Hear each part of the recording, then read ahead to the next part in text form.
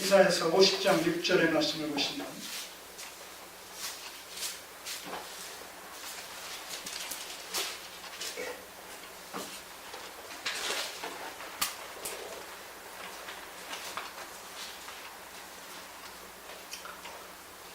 자, 6절의 말씀에 이런 말씀이 있습니다. 나를 때리는 자들에게 내 등을 맡기며 나의 수염을 뽑는 자들에게 나의 뺨을 맡기며 수욕과 침뱉음을 피하려고 내 얼굴을 가리우지 아니하느니라.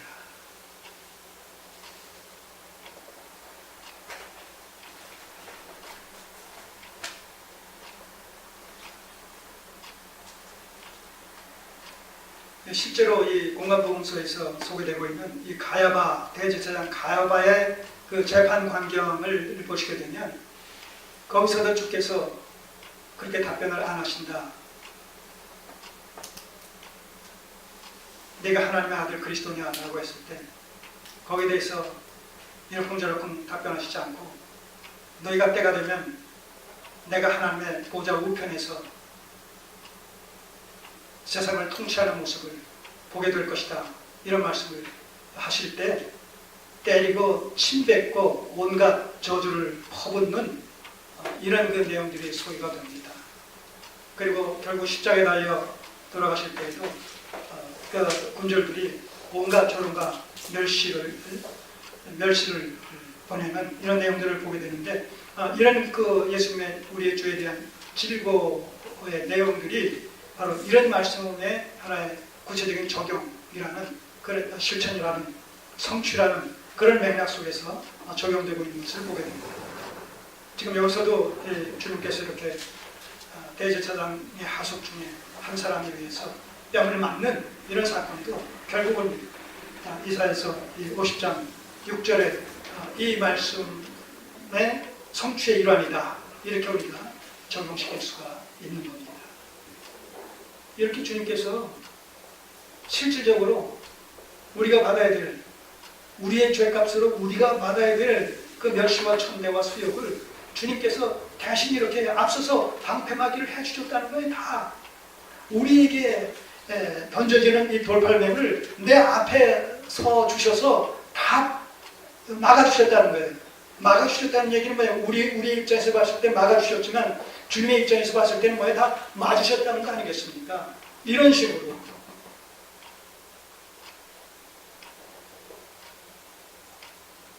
우리가 주님의 구속의 은혜라는 이런 그 표현, 용어를 단순히 문자적인 어떤 용어에 입각해서 우리가 고백할 것이 아니고 이해할 것이 아니라 그 고백 속에 그 표현 속에 담긴 이면의 그 내용들, 그림들 이것을 좀 더 우리가 구체적으로 첨부시켜서 첨부 파일이라는 것이잖아요. 그렇듯이 그 첨부시켜서 그런 표현을 우리가 쓸 때마다 그런 표현이 나올 때마다 실제적으로 그것을 형상화시켜서 그림화시켜서 우리가 좀 더 입체적으로 이해할 필요가 있다 라는 생각을 이번에 이 말씀을 준비하면서 계속 갖게 되더라고요. 그랬을 때 우리가 받은 구원이 또 구속과 대속이라는 이 의미가 얼마나 구체적으로 또 그 피부에 이렇게 와닿는 그런 또 경험을 하게 될 겁니다. 자, 하속 하나가 손으로 예수를 쳐가로되. 자, 그러니까 여기서 우리가 하나님의 주권과 그 인간의 자유의지가 상호 충돌 없이 조화와 균형을 이루면서 궁극적으로 하나님의 뜻을 이루어 가시는 것을 보게 되는 것이 아니겠습니까? 자, 이렇게 이사야서를 통해 가지고 하나님께서 예언의 말씀을 하셨단 말입니다. 근데 그 예언의 말씀이 주권적인 예언의 말씀이 성취되어지는 과정을 보게 되면 예를 들어서 이 대제사장의 하속이 바로 예수님의 뺨을 때렸다라고 했을 때 그것이 강제적으로 때린 겁니까? 강요당한 그런 의미 속에서 지금 때린 겁니까? 그 하속은 좀은 때리고 싶은 생각이 없는데 보이지 않는 어떤 강력한 힘에 의해서 때릴 것을 충동하는 그런 것에 의해서 강압적으로 그렇게 그 자기 의지와 무관하게 그렇게 예수님의 뺨을 때렸습니까? 아니란 말입니다. 자기 의지의 발로로 이게 감히 우리 대제사장의 말씀에 돌을 달아 자기 나름대로 어떤 그 정의감에 불타서 사실 대제사장의 이 질문은 그 당시에 유대인들에게 입장에서는 곧 하나님의 입장을 대신하시는 것이다, 대신하는 것이다 라고 해서 대제사장이 뭐라고 얘기할 때 거기에 토를 단다는 것은 하나님에게 망명된 그 행실로 보여진다, 이런 그 의식을 갖고 있었다 하는 얘기예요. 자, 그러니까 때리만 해야 하네요. 이 경비병의 입장에서 봤을 때는 때리고도 남는 거예요. 근데 그런 그 자유의지의 발로를 통해서 결국 뭐예요? 하나님의 예언의 말씀이 성취된단 말입니다. 항상 자유의지와 하나님의 절대 주권의 그 상호 보완적이고 의존의 관계는 그런 식으로 이루어졌단 말입니다. 아담이 태초에 에덴 동산에서 선악과를 따먹은 사건도 마찬가지. 창세전 그리스도 안에서라는 그 속에 인간의 타락이 이미 예정되어 있지 않았습니까? 계획도 있었단 말입니다. 근데 그것이 하와에 의해서, 아담에 의해서 그렇게 범죄가 구체화되어졌을 때 그 아담과 하와는 뭐예요? 누구의 강요에 의해서 강제당하는 심정을 가지고 자기 의지와 무관하게 억지춘향식으로 따먹은 것이 아니란 말입니다. 뱀의 미혹에 빠져서 욕심의 발로로, 높아지고자 하는 욕망의 발로로 그렇게 해서 자기 의지를 발동시켜서 따먹었단 말입니다. 근데 그것이 결과적으로 뭐예요? 하나님의 뜻이 그런 방식으로 이루어진다는 거예요. 그러니까 책임은 누구에게 가야 돼요? 책임이 누구에게 있어요? 하나님에게 있는 것이 아니란 말입니다. 인간은 자기 나름대로 자기 의지의 발로 자기 원함을 쫓아서 그렇게 한 것이죠. 이게 신비라는 거예요. 그렇기 때문에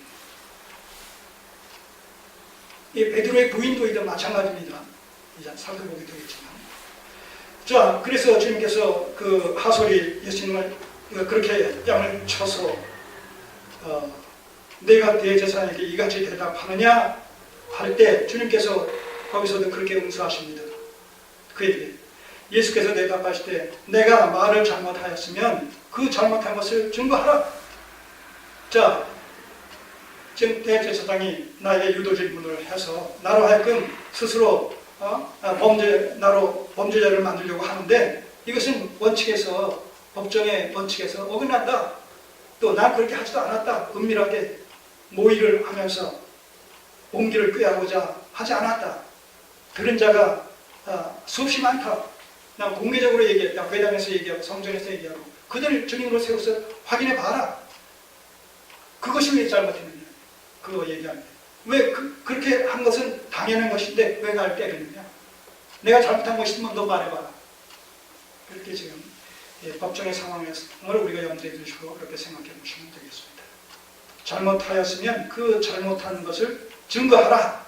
그리고 잘하였으면 네가 어찌하여 나를 치느냐 하시더라.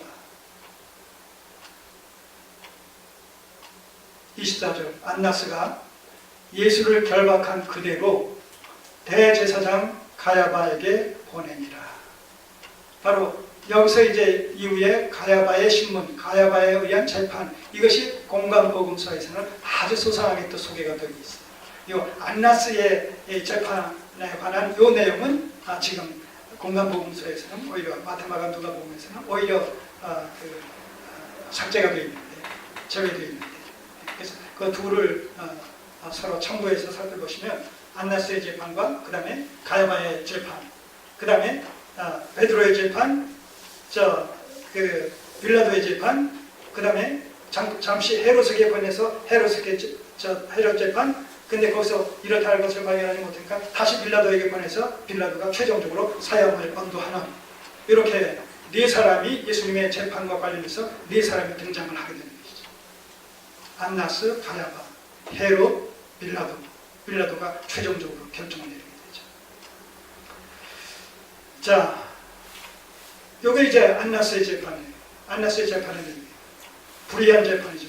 아까 말씀드렸듯이 목적을 가지고, 의도성을 가지고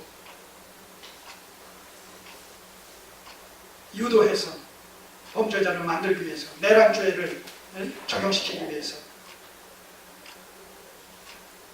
그러나 그로 말미암아서 주께서 당하신 이런 그 고난과 어떤 수욕이라는 것이 바로 우리를 위해서.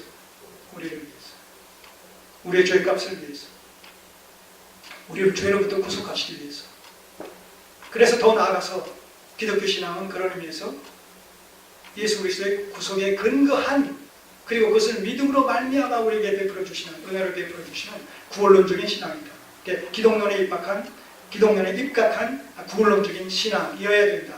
이것이 기독교 신앙의 정체성이다.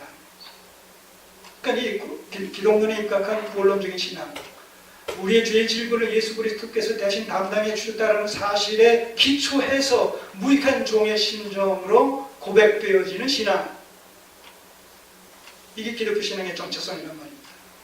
여기에서는 우리의 자랑이라는 것이, 우리의 어떤 대가라는 것이, 우리의 어떤 그 보상이라는 것이 설 자리를 잃게 되는 것이죠. 무익한 종의 심정이 뭐였어요? 무익한 종의 고백이 뭐였어요? 마땅이라는 말은 없지만 마땅히, 바로 속에 마땅히 그 다음에 하여야 할 일을 했을 뿐이다. 하여야 할 일을 했을 뿐이다. 뭐예요? 그가 한 행동은 본분과 도리다 하는 얘기죠. 보상과 대가가 아니라, 바라고 한 것이 아니라, 이미 받은 은혜가 너무나 크고 놀라워서 평생을 빚진 자의 심정을 가지고 본분과 도리 차이에서 마땅히 그렇게 할 수밖에 없는 어떤 당위를 가지고 그렇게 표출되어지는 이런 신앙심의 발로, 이것이 기독교 신앙입니다. 자, 이것이 우리 안에서는 이렇게 풍성하게 막힘없이 교제가 되어지지만, 이것이 제도권 교회 속에서는 얼마나 이런 것들이 묵과가 됩니까? 전혀 표출되지 않지 않습니까? 그렇기 때문에 기복주의와 상급주의와 지성난천주의로 그렇게 나온단 말입니다. 자의적 숭배신앙, 우상 숭배 신앙의 3요소가 뭐예요?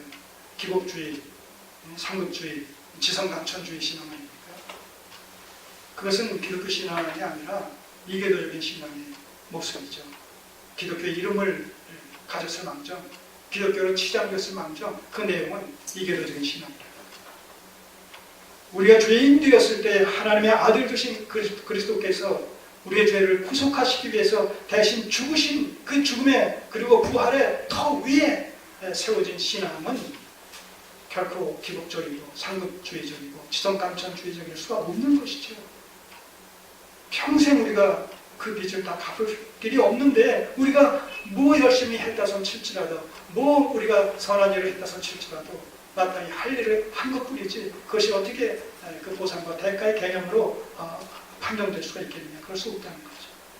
그럼에도 불구하고 하나님께서는 우리의 필요를 채우시고 우리의 유익을 위해서 또 때를 따라 도우시는 은혜를 베풀어 주시는 것을 우리가 경험하게 되는 것이죠. 우리 삶의 현장에서. 자, 이 두 번째로 이 베드로의 이제 부인에 대해서 살펴보도록 합시다. 베드로의 부인에 대해서 아까 얘기한 대로 자, 15절부터 보시겠어요. 이렇게 이제 관저 안에서 안나스의 전 제사장 관저의 안에서는 지금 이런 그 불의한 재판이 벌어지고 있는 그 같은 시간에 지금 밖에 뜰에서는 지금 이제 베드로의 부인과 관련되어진 이 사건이 지금 진행되고 있었다는 거예요. 그러니까 동시적인 사건이 서로 다른 두 곳에서 일어나고 있었던 것을 우리가 지금 염두에 두시고 이제 보시자는 것이죠. 15절, 시몬 베드로와 또 다른 제자는 아마 요한이 아니겠는가 이렇게 추정을 합니다.